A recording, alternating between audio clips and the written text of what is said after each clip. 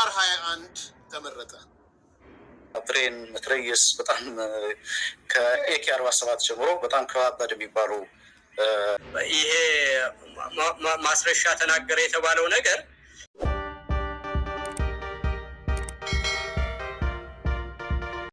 ህዳር 21 ተመረጠ። በደንብ ስሙ፣ የነበረውን ትሪክ በደንብ እንድታዳምጡ ስለምፈልግ። ህዳር 21 የአክሱም ጽዮን ንግሰ በዓል የትግራይ ተወላጅም ሌላውም ኢትዮጵያዊ ኢትዮጵያ ኦርቶዶክስ ተዋሕዶ በትልቁ የምታከብረው የአክሱም ጽዮን ተጠበቀ። ልክ የአክሱም ጽዮን ሲመጣ እነ ፈትለ ወርቅ እነ ዮሐንስ መዲድ እነ ምግበይ ከሻዕቢያ ትእዛዝ ይደርሳቸዋል፣ ይነጋገራሉ። በደንብ ስሙ። እኔ አቅርቤ ያላችሁ መረጃ ስህተት ይሆን አላገኛችሁም።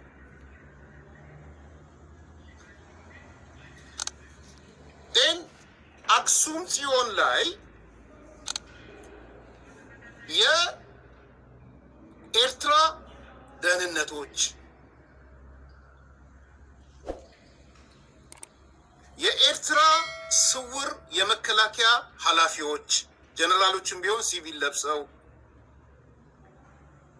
ግን ስውር የኤርትራ ጦር ስውር የጦር አዛዦች ማለት ነው። የደህንነት የጦር አዛዦች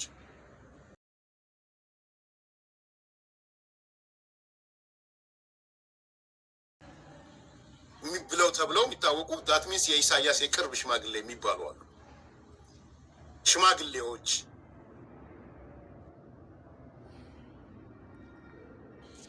ብለው ቢያስተምሩ የሆኑ ሰዎች ልክ ነው ብዬ እቀበላለሁ። እኔን ግን እንደዛ እንዳትወስዱኝ። ማለት እምነት፣ ሴራ፣ ተንኮል ሊሰራ ሲል ያ ተንኮል ሃይማኖቱ ምናልባት ንጹሐን የሆኑ ሰዎች ይሄማ ትክክል አይደለም። በዛን ወቅት ቅድም እንደነገርኳችሁ እነ ፍስሐ ከስብሰባ ላይ ነበሩ፣ ከጦሩ ከእንትኖቹ ጋር ማለት ነው።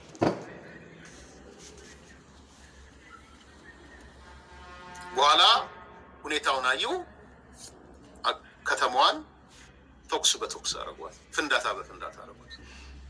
ማስረጃዎችን በእጅ ይዞ ነገር ግን እነዚህ ከጠላት ጋር የተደረጉ ግንኙነቶች በሙሉ ማስረጃ ሲገኙ ያው ከተቋማቸው ሾልከው ወጥተዋል። ምንም እንኳን አሁን ያሉበት ሁኔታ ባናቅም ድርጅቱ ግን ይህንን ነገር በተጨባጭ ማስረጃና ብዙ ነገሮችንም ጭምር የህዝባችንም ስነ ልቦና የታጋዩንም ስነ ልቦና እና ዋናው ደግሞ የትግላችን ዓላማ ጭምር በሽታ በማይከት መንገድ ጥርት አድርጎ ማረጋገጥ በመቻሉ ምክንያት እንዲህ አይነት በሁለቱም ላይ ከድርጅት ስራ አስፈጻሚም ከድርጅት አባልነትም ጭምር እንዲታገዱ የተደረገበት ሁኔታ ነው ያለው። የእድገት ደረጃ እኔ በተደጋጋሚ ይለዋለሁ። በአጋጣሚ ይህንን ትግል ራሱን እያጠራ ነው የሚሄደው። አመራሩን እያጠራ፣ አባሉን እያጠራ፣ መስመሩን እያስተካከለ ነው የሚሄደው። ሰው በዚህ ትግል ሂደት ውስጥ ምንጊዜም የጀመረው ሁሉ አይጨርስም። በየመሃሉ ደክሞት የሚያቆም ይኖራል፣ የጠላት ተልዕኮ ይዞ የሚያቋርጥ ይኖራል፣ ወይንም ደግሞ ሌላ መስዋዕት የሚከፍልም ይኖራል። ስለዚህ ትግላችን ምንጊዜም ይህን ሁሉ ዋጋ እየከፍል ከዚህ የደረሰው የሂደት ጉዳይ ስለሆነ ነው።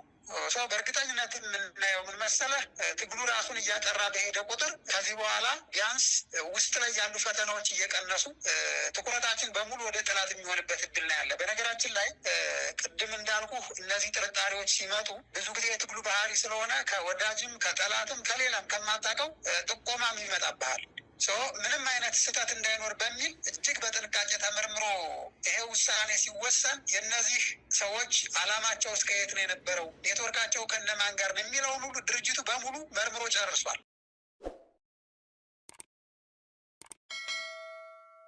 ዛሬ በተለያዩ ሚዲያዎች እንደሰማችሁት የፕሬዝደንቱ ጽሕፈት ቤት በሩን ማን ነው ወደዛ የሚወስዱ መንገዶች በሙሉ ተዘግተው እንግዲህ ዲሽቃ፣ ብሬን፣ መትረየስ በጣም ከኤኬ 47 ጀምሮ በጣም ከባድ የሚባሉ መሳሪያዎችን ነበር ሲያንቀሳቅሱ የነበረው። ስለዚህ በዚህ ሁኔታ ውስጥ እያለ እንግዲህ አንዳንድ ኃላፊዎች ለማነጋገር ጥረት እያደረጉ ነበር። በዚህ መሀል ለማነጋገር ጥረት ሲያደርጉ ሌላ ደግሞ እንደገና ሌላ እንደገና ከዛው ከአርሚ 31 ደግሞ ከኮር 2 ወይም ደግሞ ኮር 2 ማለት እንግዲህ ቁጥር ነው የሚጨመረው። ለምሳሌ አርሚ 31 ኮር 2 ሲባል 312 ኮር 312ኛ ኮር የሚል ስም ነው። ከፌዴራልም ጭምር አሰራር ውጭ የሆነ አንድ ትግራይ ውስጥ ይሄ የመኸተ ኮሚቴ የሚባል አለ። ብሔራዊ ኮሚቴ የተቋቋመ ዶክተር ደብረጽዮን በሰብሳቢነት የሚመሩት የተለያዩ ኮሚቴዎች በስሩ የያዘ ኮሚቴ አለ። በዋናነት የዚህ ኮሚቴ አባላት ከሰራዊትና ከህወሀት ሁሉም ማዕከላዊ ኮሚቴ አባላት ከህወሀት ከሰራዊት ደግሞ ከአርሚ አዛዦች የ15ቱ አርሚ አዛዦች እና የ3ቱን ግንባር አዛዦች የሚሰበሰቡበት ፕሮግራም ነው። እስካሁን 3 የስብሰባውን አድርጓል። ባለፈው ነሐሴ ወር ሰው አክሱም የአይኒ ዋሪ በዓል አስመልክቶ በማግስቱ ነበር፣ ልክ እንዳሁኑ እሑድ ቀን ነበር የተከበረው የአይኒ ዋሪ በዓል። ከዛ ሰኞና ማክሰኞ ተደረገ።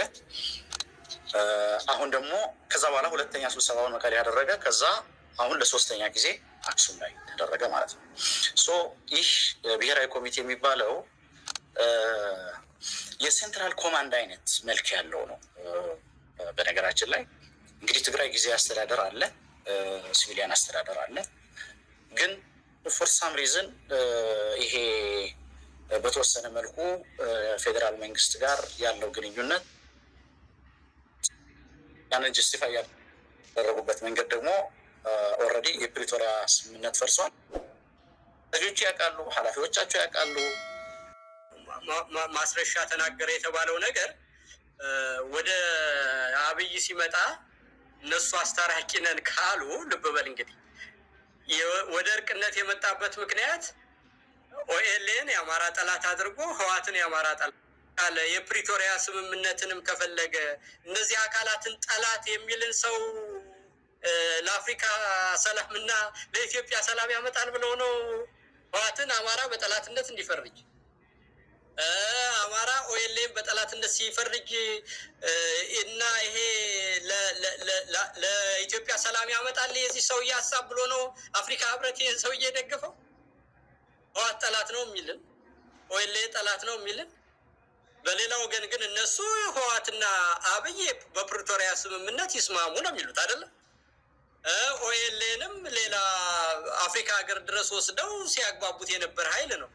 ከነሱ ጋር የአማራውም ኃይል ተባብሬ የኢትዮጵያን የወደፊት ሁኔታ ቀጠናውንም ማረጋግጬ ልስራ ሲል እነዚህን አካላት ጠላት የሚልን አካል እንዴት የአፍሪካ ህብረት በኢትዮጵያ ያሉ ኃይሎችን የሚሰነጣጥቅን ነገር እንደ ዋና ነገር አድርጎ የአፍሪካ ህብረትና ኢጋድ ሲፈጥር እነዚህ ድርጅቶች ስራቸው ኢትዮጵያን መከፋፈል ሆነ ማለት እኮ ነው። በሌላ አነጋገር ወርበታለሁ ብሎ ያለው ማጣላት፣ ማጋጨት፣ በዛ ውስጥ ጠዋት ማታ እየተነሱ ለአንዱ ሌላ እየተናገሩ መኖር ነበረ። ያንን ግን የኢትዮጵያ የፖለቲካ ኃይሎች በተለያየ ምክንያት ጊዜም አብስሏቸው መከራም አብስሏቸው እንዲሁም ደግሞ በተለያየ ምክንያት ብዙ ስራ በተሰራበትም ሁኔታ ወደ አንድ ነገር መጥተዋል። ያ ሲያስጨንቀው ይህንን ተስፋ የቆረጠ ነገር ይዞ መጥቶ ጠላትና ጠላት ሊያረጋቸው ፈለገ። ሞኝህን ፈልግ ነው። አሁን በአጠቃላይ ያ ጊዜ አልፎ አሁን ሌላ ምዕራፍ ላይ ነው የምንገኝ። ያማ ጊዜ አልፎ አንድ ላይ መስራት ተጀምሮ እንዴት በጋራ መፈጸም እንዳለበት ታውቆ ያንንም ደግሞ የዓለም ማህበረሰባት ሁሉ ደግፈውት የተለያዩ ሚዲያዎች ሁሉ እየሰሩት ስለሆነ ያንን ምዕራፍ ዘግተን ወደፊት ማሰብ ፈልገናል። እንግዲህ ሽንት በሽንት ቢያደርግህም የአረብ ኤሚሬቱ ሰውዬ እንደሚያደርግ ያደርግህ በለው። የእኛ እንደውም ችግሩ የኢትዮጵያ ህዝብ በባህሪው መንግስታዊ ህዝብ ነው፣ ጨዋ ህዝብ ነው፣ ህግ አክባሪ ህዝብ ነው፣ ሰላም ፈላጊ ህዝብ ነው፣ ስምምነትንና መግባባትን የሚፈልግ ህዝብ ነው፣ አፈንጋጭ ህዝብ አይደለም።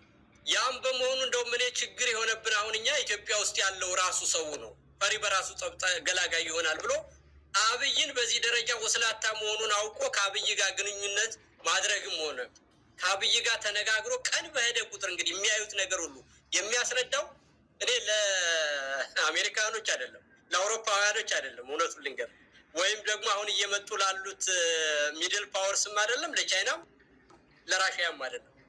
ችግር የሆነው እንደውም የራሳችን ህዝብና ነሆለን እንደው በድርድርና በውይይት አንድ ነገር ይመጣል ብሎ የሚያምን ከማህበረ ስነ ልቦናችን የሚቀዳ የፖለቲካን ምንነት ካለመረዳትና ጸረ ፖለቲካ የሆነ አመለካከት አለ መሳይ። እንደው በእውነት እንደው ይሄ መቀየር ማለት መንግስትም እንደው ትንሽ 90 እና 10 እንኳን እንደው ህዝብ 90% እውነቱ ነው 10% የመንግስት እውነት ቢኖረው ሚዲያ ስላለው ምን ስላለው 10% ውሸት ግራ ላይ ያጋባ ይችላል ትላለህ።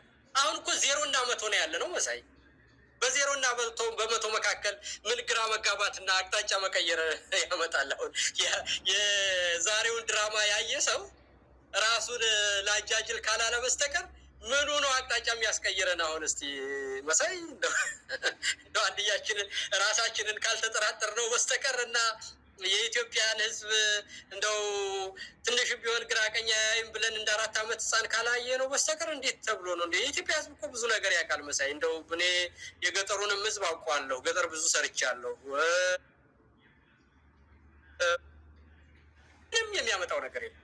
ምንም የወሬ ቋንጣ ከመሆን በስተቀር ወሬው ራሱ እንትን አይልም። ከእንትና ጋር ስለ አልሰራም ብዬ መጣሁ ብሎ እንደ ቁም ነገር የሚቆጥርለት ሰው እንደሌለ ይሄንን መደላደሉና የህዝብ ግንኙነቱ በአጠቃላይ እየተሰራ እንደሆነ ማወቅ አለባቸው። አስተዋጽኦ ቢያደርጉ በታሪካቸውም ለህሌናቸውም ለፍላጎታቸውም ለመከበር ከፈለጉ ጥሩ ላደረገ ሰው ሁሉ ስለሚከበርና ስለሚሸለም ይከበሩበታል። በውርደት ውስጥ ግን ራስን ከማሳፈር ራስን ከማስጠላት ከመናቅ ያሳደገንም ሰው ከመሰደብ ባለፈ የሚያደርጉት ነገር ግን በትግሉ ላይ የሚያመጡት ቅንጣት ነገር እንደሌለ ግን ያውቁት ይገባል። ስለምን ይሄ ትግል የፖለቲካ ድርጅት የግለሰቦች የተወሰኑ ሰዎች ጉዳይ አይደለም። ህዝብ እንደ ህዝብ ችግር ውስጥ የገባበት ከዛም ለመውጣት ህዝብ እንደ ህዝብ መስዋዕትነት እየከፈለበት ያለ ትግል መሆኑን በዛ ሂደት ውስጥ ግን እኔም የራሴን ድርሻ ባደርግ ለህሌናዬም ለክብሬም ለሀገሬም እጠቅማለሁ ለህዝቤም እጠቅማለሁ ብሎ ያንን ማድረግ ነው ያለባቸው። ከዛ ውጭ ግን ያሉ ሰዎች ካሉ ራሳቸውን ከማዋረድ ያለፈ ነገር እንደሌለ አውቀው ቢጠነቀቁ መልካም ይመስለኛል።